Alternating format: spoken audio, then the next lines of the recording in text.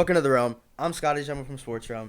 We just had a blockbuster trade in the NBA a few hours ago between the Los Angeles Clippers and the Oklahoma City Thunder. It was a huge trade. We got our Clippers fan right here, yes, Max. sir. We made moves. It was about 2 a.m. I was planning on going to sleep. I get the notification. See, Kawhi's gonna sign with the Clippers. He calls me. My mind is blown at that point, and then 2 minutes later, I see we traded for Paul George too. I had a good night last night. Well, I was asleep. Let's talk about the deals of the trade before we get into it further. Right. The Clippers received Paul George, and then the Thunder, they get a lot. They get Shea, who had a great rookie season, Danilo Gallinari, 4 unprotected future draft picks. That's Clippers huge. 2022, 2024, 2026 first-round picks, the Heat's 2021 pick. They were protected first-round pick, lottery protected 2023 pick, and the right to swap picks with the Clippers in 2023 and 2025. That's a ton. That is a ton to give up. That is a haul. Shout out to Sam Presti for making the best out of that Paul George trade. Like, just the thing, because, like, we see all those disgruntled superstars come in, and they're always getting decreased value because they know the player went out, but he was able to use the leverage with the Raptors and Clippers in the race for Kawhi Leonard towards his advantage and got the best haul possible. And just shout out to Sam Presti. What a genius move, and they're set up for the future. It was we gave up a lot of pieces. We gave up probably one of our best starters. Our best starter in Danilo Gallinari, and then our best young guy in Shea Gilgeous-Alexander. I would argue he's your best trade chip, period. Yeah, and then along with 5 first-round picks, 2 pick swaps, but you know what? It was worth it. That trade got 2 of the best two-way players in the league to come and join. The 2 best two-way Yeah, players in the the league. 2 best two-way players. Yeah, You don't have Giannis. You don't have Giannis over Paul George. As far as a two-way mold, just a thing of like the 3-and-D two-way player, I would say. All right. Yeah, I would agree with that. But Giannis is better than them too. The Clippers got best Paul two-way George wings, and Best Kawhi two-way Leonard. wings. Best two-way wings. They have Paul George and Kawhi Leonard. They're going to be competing for the ring next year. Against, jeez. The Lakers picked up DeMarcus Cousins as well. Oh, that is a major pickup. A major pickup for the Lakers. Celebration for the Clippers fans is a little... It's gonna happen. Like, this is gonna be the new greatest current rivalry in sports. Yeah, no, it is. Can't touch Lakers Celtics. Yeah, not all time. Not all time. It's not gonna be the greatest all time rivalry, but this battle for LA is going to be big with It is going to be huge. 2 of LeBron's biggest career rivals in Kawhi Leonard and Paul George playing off against him. Whose roster do you like better right now? So, right now, I like the Clippers roster. I still say we have more depth than the Lakers, even though they did just make a ton of signings. But they have more stars. We have more depth. Yeah, so the Lakers front court is absolutely loaded, and LeBron James, AD, DeMarcus Cousins, just that's the best front court in the league right now. As long as DeMarcus Cousins just is somewhat semblance of his former self, and then you have JaVale McGee and then Kyle Kuzma off the bench, an emerging young star, and that front court is scary. Their back court definitely lacks depth, and they need to fill out that roster more. They were able to pick up Quinn Cook and Danny Green, provide shooting to that lineup, and kind of fill out the starting lineup, but. Yeah, that backup spot is going to bite them in the regular season. But as far as postseason goes, that Lakers team is very scary. Well, I want to say, coming from the standpoint of the Clippers, the trade, it seems like they give up a lot. When you think about it, Kawhi said, if you get Paul George, I'll come. Yeah, so it wasn't a trade for just Paul George. Yeah. The trade was essentially technically it was, but essentially, Paul George it was for Paul George and Kawhi. So that's why I say that the Clippers, this was a reasonable deal for them. Obviously, it's a lot of picks, but jersey sales are going crazy right now for them, and they're getting attention, and that's what they need.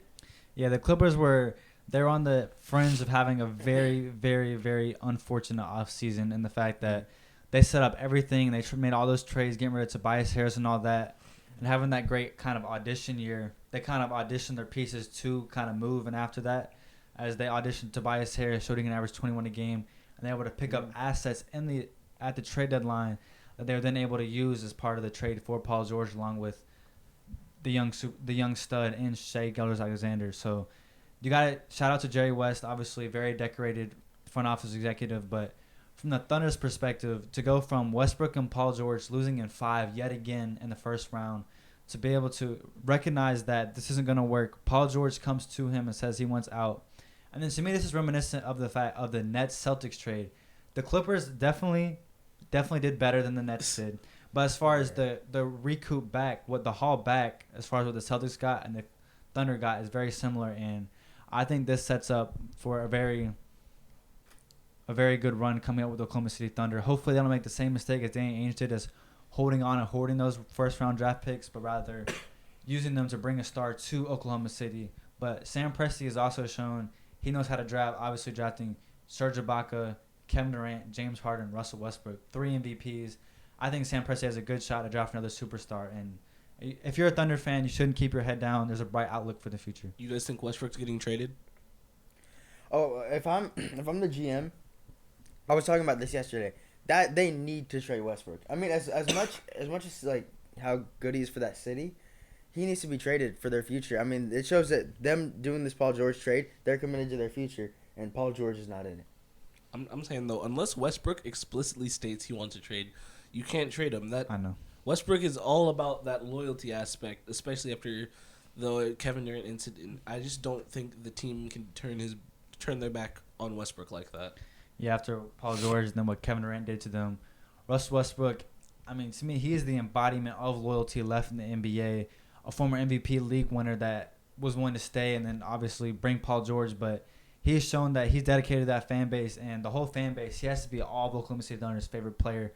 As much as the media has gotten on his back and everything, but he's still an outstanding player who's been able to average a triple-double for 3 straight seasons. Just an historic, elite level, all-around talent, and I don't think they could get rid of him. Even though he's 31 and aging, that contract, I don't think they'll be able to get enough back for him to be able to get rid of a superstar like that.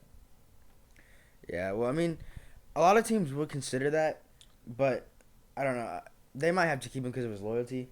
I mean, that's an important aspect And to that consider. contract. Yeah. But let's look at Paul George. He had an amazing year. 28, 8.2, 4.1, and 2.2 steals a game.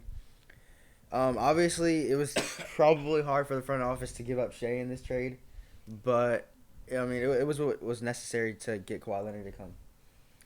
So, I don't know. Yeah, the outlook. This is a very stacked Western Conference, and there's just been so much moving pieces. As like half the All-Star starters from last year moved. That's not even counting Anthony Davis, who's a backup All-Star, but he's a top 5 player in this league.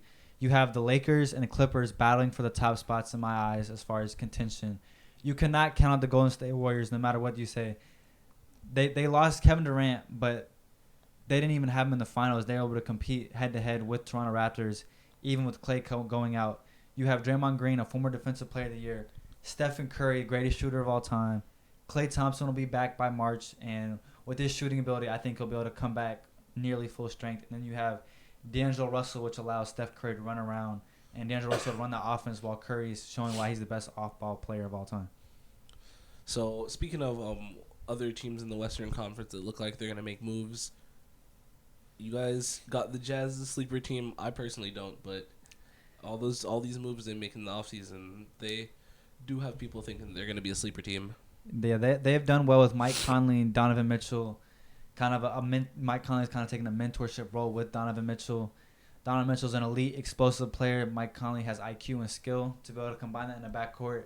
It's exciting, but as far as the wings go, I don't see they have enough. They picked up Bojan Bogdanovic, but the elite front courts of the Lakers and the Clippers, I think, won't. The Utah Jazz's firepower isn't enough to compete. Yeah, I mean, they're going to be up there in the standings, obviously. But, I mean, you got to look at them. You got to look at the Nuggets. There are a lot of teams in the league that are like that right now. Portland's up there. Yeah, so, I mean, we're going to see what happens. But they will be up there, and they will be competing. Yeah, CJ, Dame, and Hassan Whiteside. If Yusuf Nurkic can get back to full strength, I think they'll be in the mix around a 4 seed. But Clippers and Lakers and Warriors are my 3 favorites in the West right now, and I don't see anybody else be able to compete with that level of talent. All right, so final decision. Who won the trade? If you were going to have to pick, who would you say? I would say Oklahoma City Thunder, considering the predicament they were in, the fact that they were able to. We've seen throughout that all these kind of debacles linger after a superstar demands a trade, for them to be able to turn around just a day later and to get that kind of haul, an all-time great draft pick haul. And I think they set us up for the future. The Clippers, they did great in being able to get Kawhi Leonard, but I would give myself to the Oklahoma City Thunder looking for the future. I mean, you already know my bias. I got to say the Clippers won that trade. Not only did we gave up Shea, which is that really hurts, but we picked up Paul George. We picked up MVP candidate Paul George, and then along with that allowed us to bring in Kawhi Leonard. I got to say we won that trade. Well, from what I see, I mean, obviously, I can't really say who won at this point, but if you're the Clippers, you have to make this deal because they set their entire last 2 seasons up to get marquee deals this year, and it's what they needed. So, I mean, Danilo played. He had numbers to be an all-star. 19.8 points per game, 6.1 rebounds per game, 2.6 assists. So, I mean, the Thunder got back good assets, 5 picks and 2 good players. And those pick swaps. Yeah, so, I don't know. I'm going to say it's even for now because I just can't decide with one. But if I'm the Clippers, that was a necessary trade, and it had to happen. All right. All right, well, thank you guys for listening. Check out our podcast, Sports Realm. Our website, sportsrealm.us. Follow our Instagram, sportsrealm.us, and our Twitter, sportsrealm.us. So like and subscribe. Thank you. Sports Room out.